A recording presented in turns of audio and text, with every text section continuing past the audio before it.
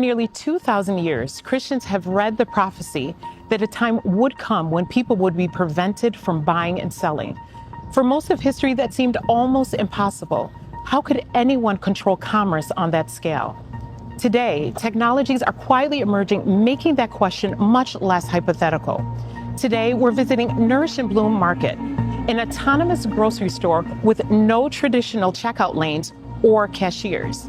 To shop here, I first had to download an app, create an account, connect a payment method, and receive a QR code that grants access to the store.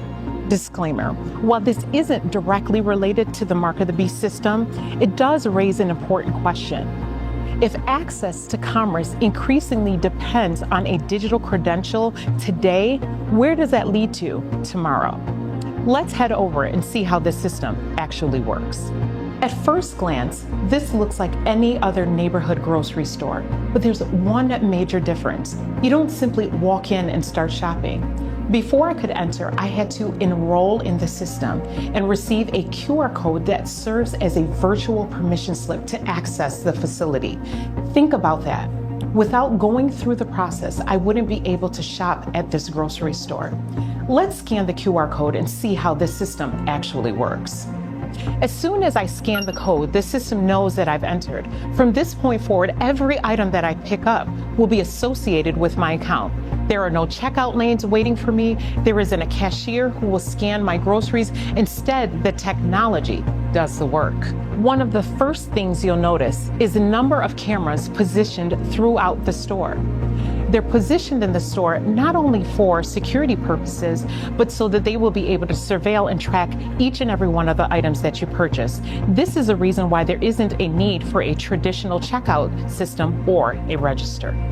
So Anna, I noticed that you just use this automated system. I would love to hear what your opinion is on using the system. Oh no, it's very convenient, very easy. So I didn't understand it at first, but it took like 30 seconds. Absolutely. And then I went and got what I wanted and done. So do you have any concerns about the system? You know, I know sometimes people are a little fearful about, just the fact that they can't use cash and things like that, and obviously cash gives you some, ability to be anonymous. And now it's kind of like we're quote unquote in the system. Wondering what your feelings are on that. We're always in the system. We are. And I never carry cash. So so this is convenient for me. And so, yeah, I mean, I think it's a little daunting. We're like, oh, what if there's a whole bunch of people in here? Is it gonna, track this right? But, I feel like everything is tracked and it's not even a big deal, so. Interesting. Yeah. And the reason why we're actually filming this is because coming from a religious perspective, we're Christians, right? And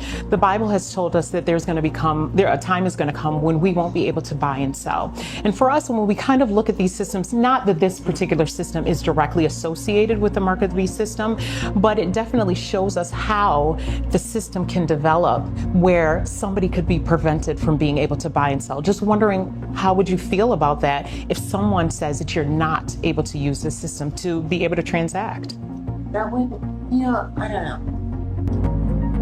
That's a very good question, but I really think it's a question I need to contemplate and think on. It's not like a one-shot answer, because there's so many different avenues, with that. And so, it's a deeper question that Absolutely. would definitely take some time to kind of figure out.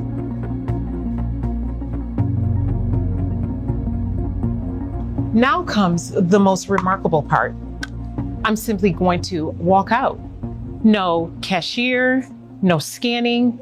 There isn't even a register in which I have to scan this in order to be able to walk out. The system is going to register this. And that's it. The system automatically charges my account and I receive a digital receipt. Now, let's be clear. I'm not suggesting that this grocery store is the fulfillment of Bible prophecy, nor am I saying that it is a part of the Mark of the Beast system. Far from it. I do think, however, it illustrates an important point. For centuries, Christians have wondered how a future system could ever regulate buying and selling. Technologically speaking, that seemed difficult to imagine. Today, we're beginning to see systems built around digital identity, automated commerce, and controlled access. On their own, these innovations are designed for convenience and efficiency, yet they also demonstrate capabilities that previous generations never witnessed. The question isn't whether this store is a part of the Mark of the Beast system. The better question is, does this technology help us understand how the kind of system described in Revelation can one day become technologically feasible? Revelations tells us that a time is coming when buying and selling will become a matter of permission. The technological barriers that once made such a scenario seem impossible are steadily disappearing. This isn't about fear, it's about paying attention, because the question isn't simply what technology can do today. The question is, where is it leading? For now, I'm still able to access this grocery store, but for how long? And only time will tell.